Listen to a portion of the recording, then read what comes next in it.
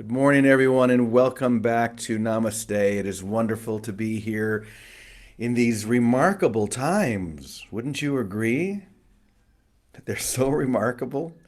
We're never going to forget 2020, that's for sure, for many, many reasons. And one is that all of the confusion and all of the seemingly discord is leading us into a single realization, a single experience. And we're going to talk about that realization and that experience today because this morning I realized something and I want to share that realization because I think that knowing this can make all the difference. It is the beginning of a beautiful opening and process. And it's the one realization that we have been trying to keep away. The ego, the split mind has been trying to keep in the distance because when you realize this and really get it, there is an opportunity to shift and to change and to awaken that wouldn't have existed before. So, if you're ready, I'm going to go ahead and tell you what this great realization was. Here it is. I and you and all of us are completely insane. Completely, totally bonkers. And, as I said before, the realization of this is the beginning of welcoming sanity or the sane world to see what is really there rather than what is not. I don't know about you, but I have family and friends who seem, in my mind, to live in a completely different world. And I don't understand the world that they live in at all. And this election this year has really brought this into focus with me. I look at people who think different than me, and I think, how is this possible? How could my brother or my father or my friend or whoever it may be, how can they see this as a solution and think that this is okay? This is how I think. Okay? Now, of course, they're thinking the same thing about me, right? They're looking at who I think should lead the country or whatever it may be. And they're saying, how can you possibly think that that's a good idea? So it's as if we are literally seeing two different realities. And the two can never be reconciled.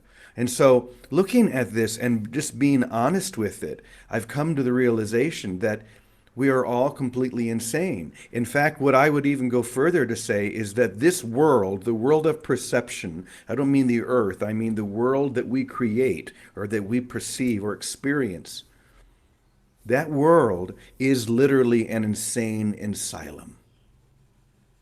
We're living in an insane asylum where we don't know who we are, but we think we do. We don't know what's going on, but we think we do. We think we understand it very well. And I realize also that the beginning of the return to sanity, I think you probably know this, is to admit and to realize that I am insane or that I'm thinking insanely. In other words, I'm seeing something that is not there. I believe something and I'm holding to my belief even though the reason I'm seeing it is because I believe it, which has nothing to do with whether it's there or not.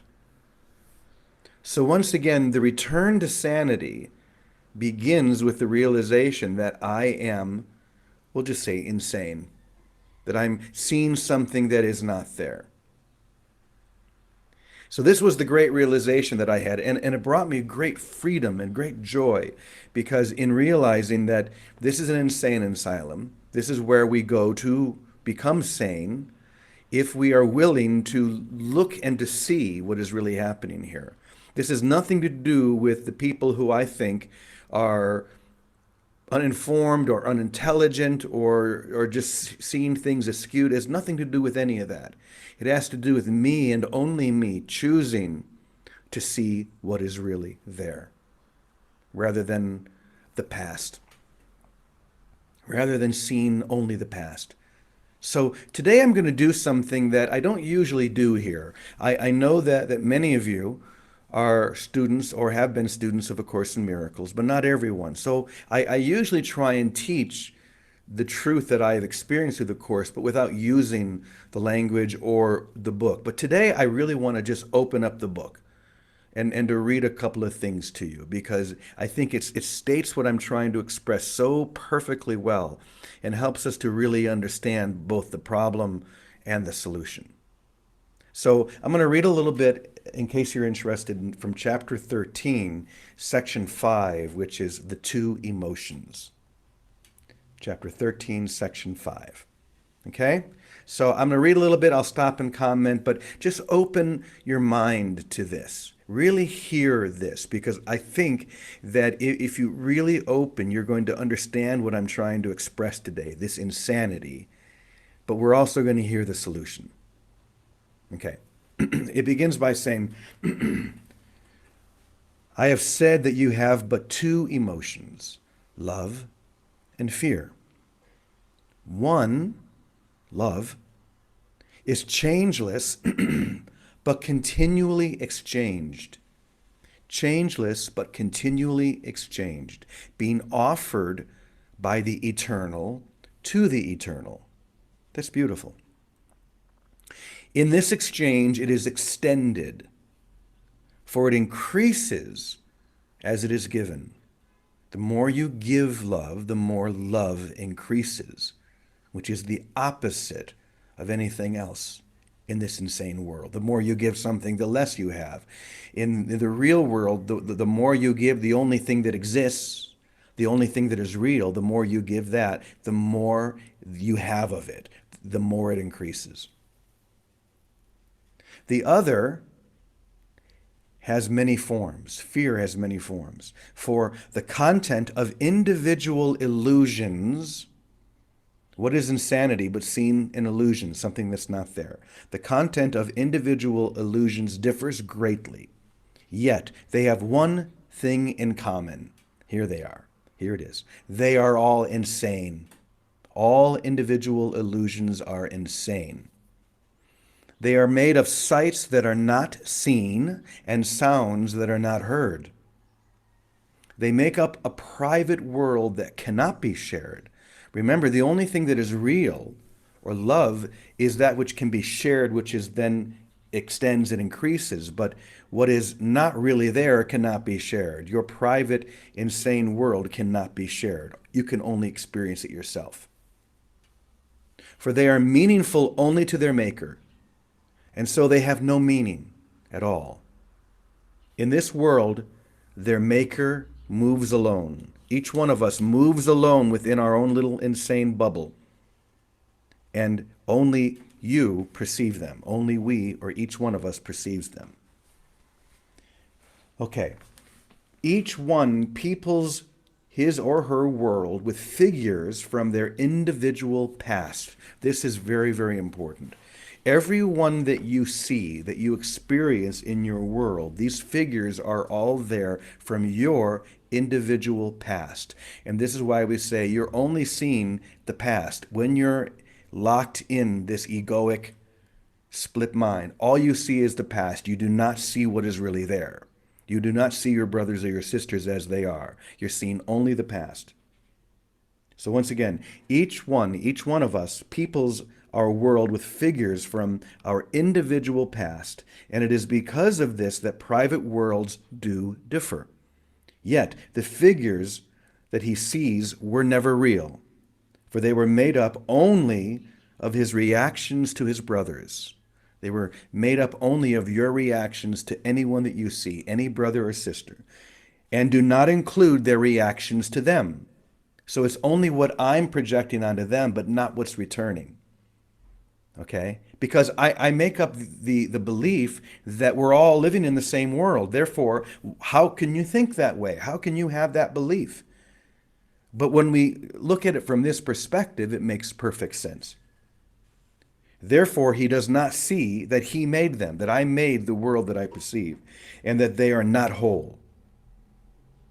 For these figures have no witnesses, being perceived in one separate mind only. Do you see how uncompromising this is? This is like no BS. It's just a fastball right down the middle, telling you how it is. You, in your split mind, are insane. So don't expect sanity in an insane world. Don't expect an insane asylum to operate by the laws that you believe they should operate by you. Choose instead to become sane. Okay, a little bit more. It is through these strange and shadowy figures that the insane relate to their insane world. For they see only those who remind them of these images. That's very important. They see only those who remind them of their images, the images from the past. And it is to them that they relate. So you're always relating to images from the past. Thus do they communicate with those who are not there. You think you're communicating with those who are not really there, and it is they who answer them. And no one hears their answer save him who called upon them. And he alone believes that they answered him. Do you see how there's no communication here? There's no true communication within the split universe. It's only what I think I perceive, and the same is true for each one of us.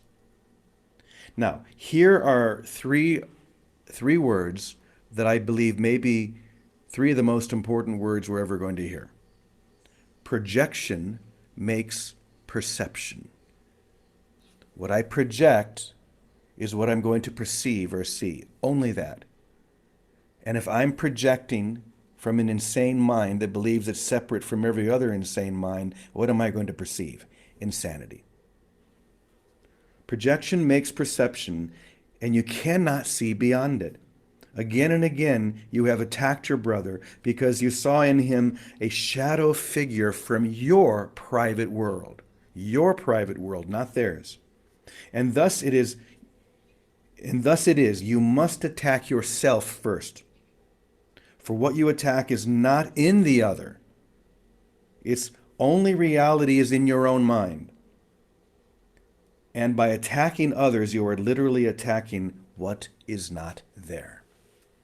So do you see what I mean when I say that this is the answer I've been looking for? It's the answer we've all been looking for, to realize who, what, and when we are. To realize that as I perceive myself now in this state, I am seeing and experiencing something that is not real, not there, therefore insane. But I can return to sanity anytime I choose to join with the Holy Spirit to see only the face of Christ everywhere I look. This is the only thing that is going to bring me back to sanity. The choice to see only wholeness, the beloved, the Christ, however you want to say that, to choose to see only that wherever I look, wherever I go, whenever I find myself. This is the return to sanity. In other words, okay, I have no idea what your party or political affiliation is, or even if you live in the U.S. or care, but I'm just going to use this as an example. Me, as someone who is supporting Joe Biden. Now, maybe you support Donald Trump. I don't know. But my willingness to say, I don't care about any of that. I don't care who's elected president, because that has nothing to do with anything in the sane world. That may have a lot to do within the insane world. But my willingness to not judge you because you're seeing a different world, my willingness to love you no matter what you believe, no matter what you see, this is my return to sanity. This is what brings me home. How simple is salvation? There's one more little bit that I want to read here because we want to end on a positive note. Okay, here it is. The Holy Spirit is the light in which Christ stands revealed. And all who would behold him can see him. I usually like to think of the Holy Spirit in the feminine, so I'm going to say, all who would choose to behold her can see her, the Holy Spirit, for they have asked for light, not shadows, nor will they see her alone, for she is no more alone than they are. Because they saw the Son, they have risen in him to the Father. They have risen through the Holy Spirit. The Holy Spirit becomes like the updraft that lifts us into heaven. But we have to spread our wings in order to catch that updraft. If we're tight and unwilling to fly, the Holy Spirit cannot lift us. So imagine hearing this message allows us to open up our wings and then to be lifted to heaven. In the sanity of her vision, they looked upon themselves with love, seeing themselves as the Holy Spirit sees them. That's the key, to see yourself and everyone else as the Holy Spirit sees. And with this vision of the truth in them came all the beauty of the world to shine upon them. All the beauty that's really there, not that you imagine to be there. So I think I've talked enough. I think I've got my point across, that I finally realize that what I'm seeing is insane. That must mean that I am choosing insanity over sanity, but I can choose again by looking at you and seeing you, and especially seeing those who I disagree with as holy and perfect and whole, regardless of what they believe, regardless of what world they're looking on. So, Vicky, I gave you a lot to work with here. Oh, you I'm going to go sure ahead and turn it did, over to you and Terry. see what you want to share about that. Thank you for doing this. This was so simple and you made it so clear. So, personally, for me, I always think of myself as on a crazy acid trip.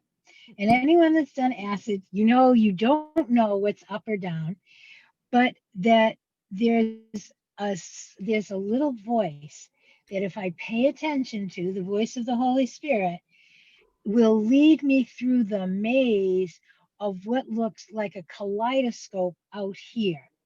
So there's no blame out here and there's no salvation out here. So the bottom line is that it makes me live from the inside out. And that's all that this is trying to say. The only way to live in an insane world is not to get references from the externals where we're projecting our past, but from within where the spirit lives in our holy oneness. So we have to live from the inside out. The other thing about it is we have to stay very present because it's the only place we can hear, because that's the only time that really exists is right now. And to me right now, this is the most astounding time in the history of time, because we're being set up for this grand collective projection. Just in the United States, the way everyone's projected onto either Donald Trump or Nancy Biden or COVID, it's the world is projecting onto COVID that we're victims of some little foreign disease that enters into us wherever we breathe. So we've all our beliefs in being a victim of living from externals are up.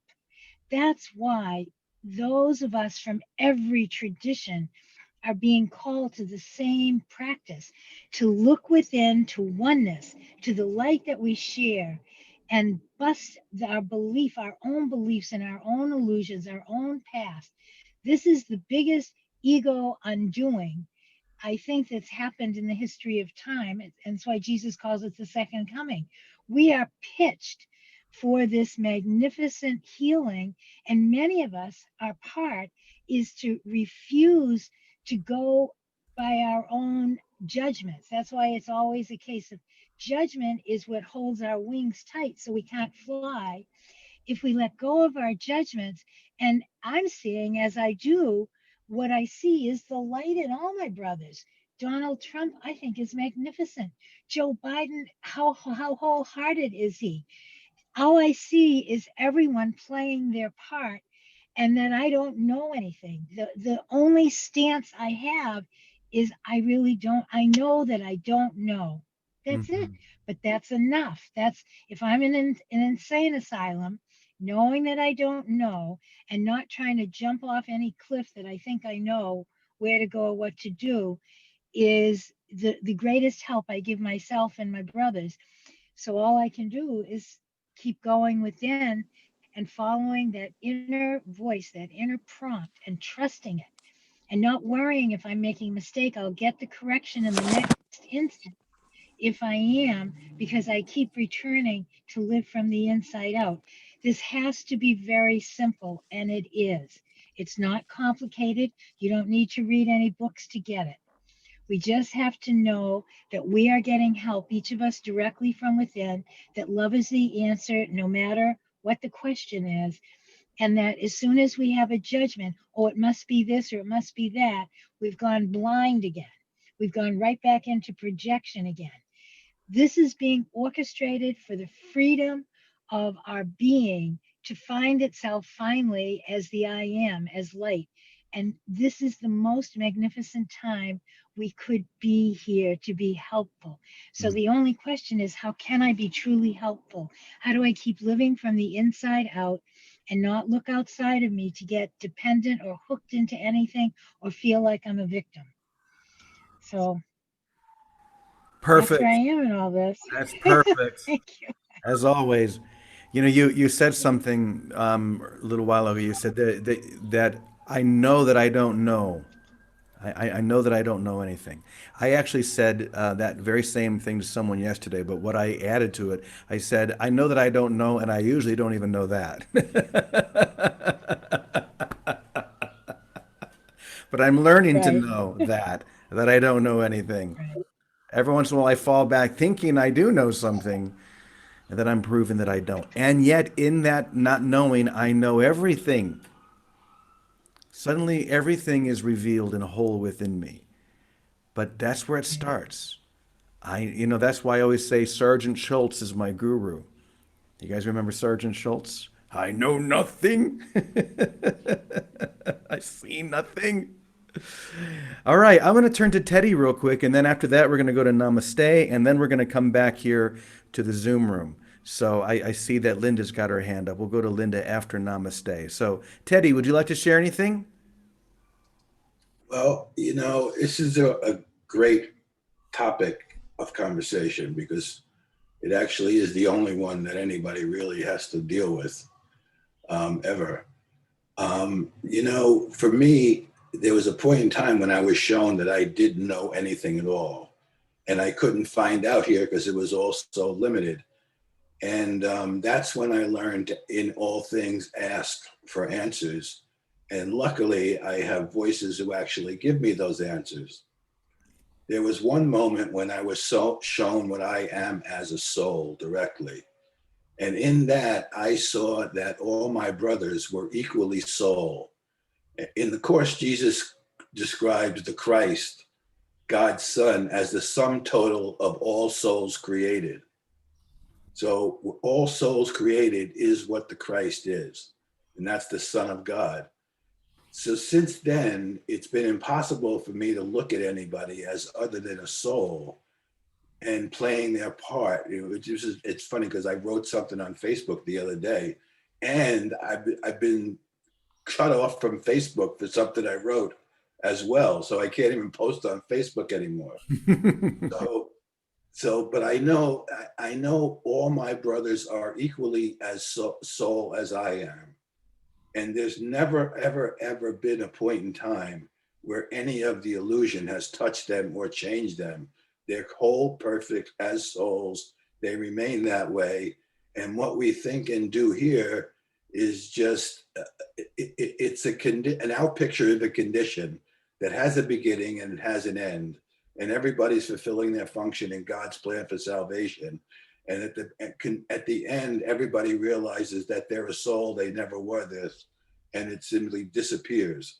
But everybody plays their part and everybody's equally a soul in this. And nothing in this illusion can sully you as a soul, no matter what anybody thinks, does, because none of it's real in its entirety. It's like that's why at some point in time, understanding the purpose of the course, forgiveness is that bridge that allows you to see what's true and real. And none of this is true and real. No matter how much good we do or how much bad we do, none of it is real. And everybody's playing a part in this movie so that we could all come to the same realization as one and remember as one that we are God's son. We are souls as God created us, and nothing has ever, ever, ever touched us as that soul. Mm, That's all I can say. that's beautiful. That's all you needed to say. You know, this reminds me of something that I've been reading on the last few days. Something I'd never read before, but a friend turned me on to it. And I'm going to butcher a couple of these names because I can never say them. So it's a book that you all know, Brothers Karamazov by Dostoevsky. Is that how you say it? And in particular, if you've ever read that amazing book, the Great Inquisitor, or is it the Grand Inquisitor? Anyway, an amazing story of talk about an insane world. This really brings it out because it takes place during the Spanish Inquisition, and the Grand Inquisitor has just burned 100 so-called heretics, and there are thousands of people watching this happen. When suddenly they all look, and what do they see? Literally Jesus. Jesus walking among them. And there's no doubt, he touches people, they're healed. A little girl who was being carried in a casket suddenly comes alive again. There's no question this is Jesus. So as people are beginning to like come to him and literally worship him, the Grand Inquisitor comes and arrests him. And as soon as he arrests him, of course, everyone turns on this one that they know is Jesus.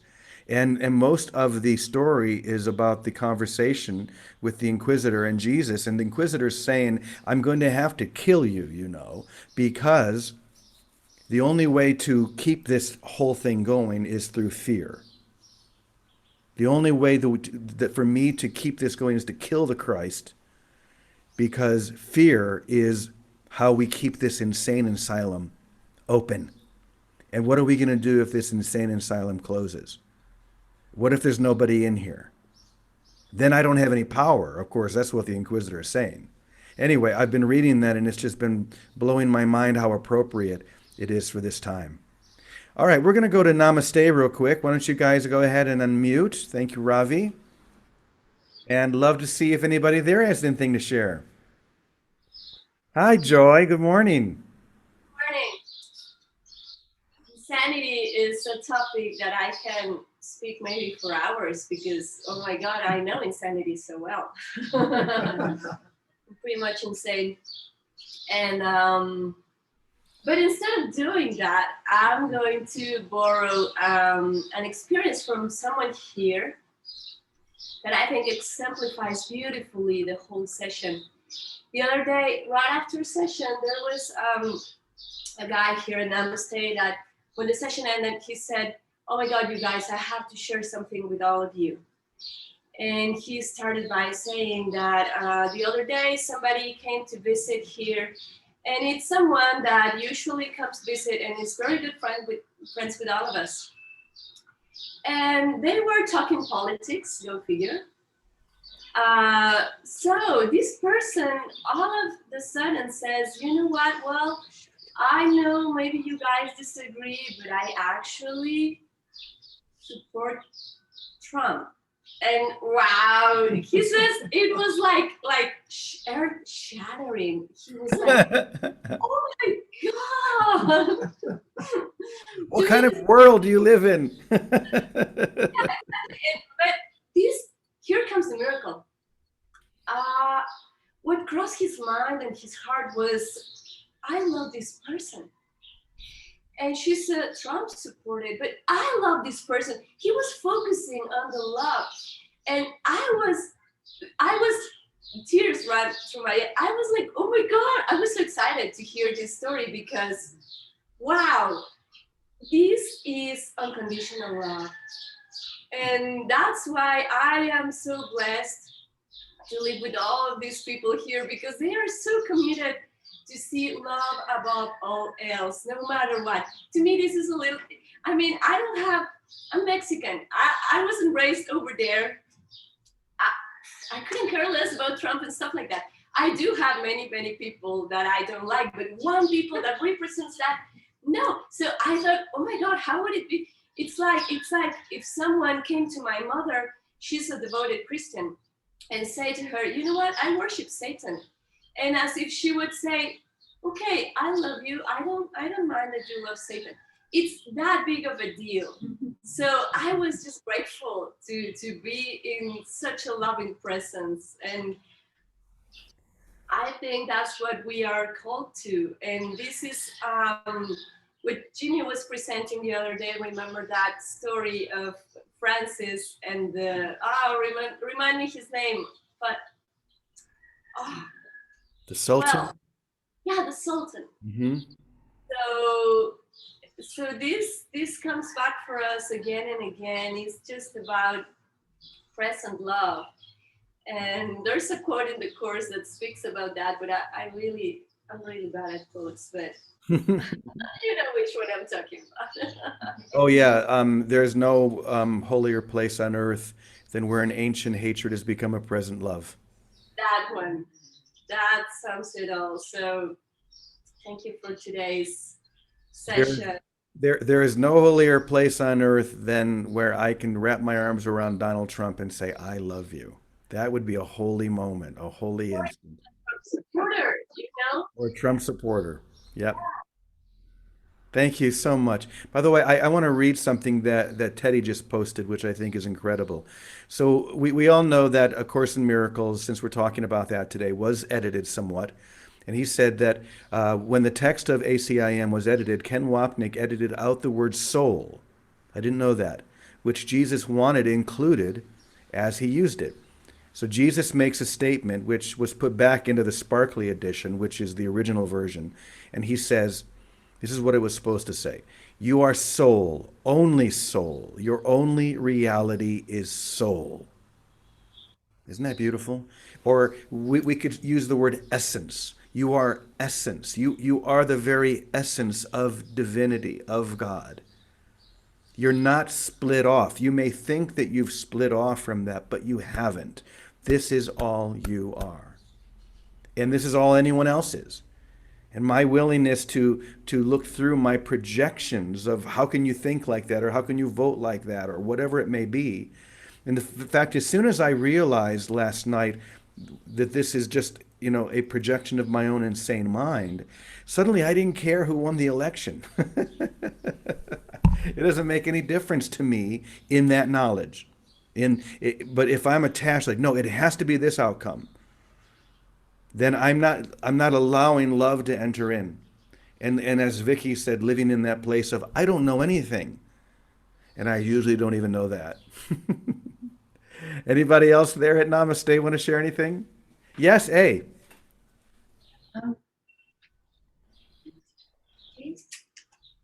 I'll be short because we're yarning on and on here. I have a little tale. It's an old Jewish tale from my Jewish friends.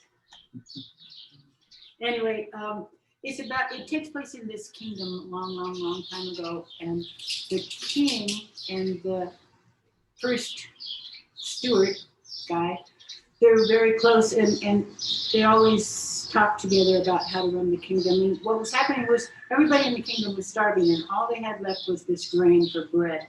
And the problem was they had about a month's grain left, but half of it was tainted and half of it wasn't. And the king and his friend had been using the non-tainted stuff for themselves because the tainted stuff was causing the whole kingdom to go crazy.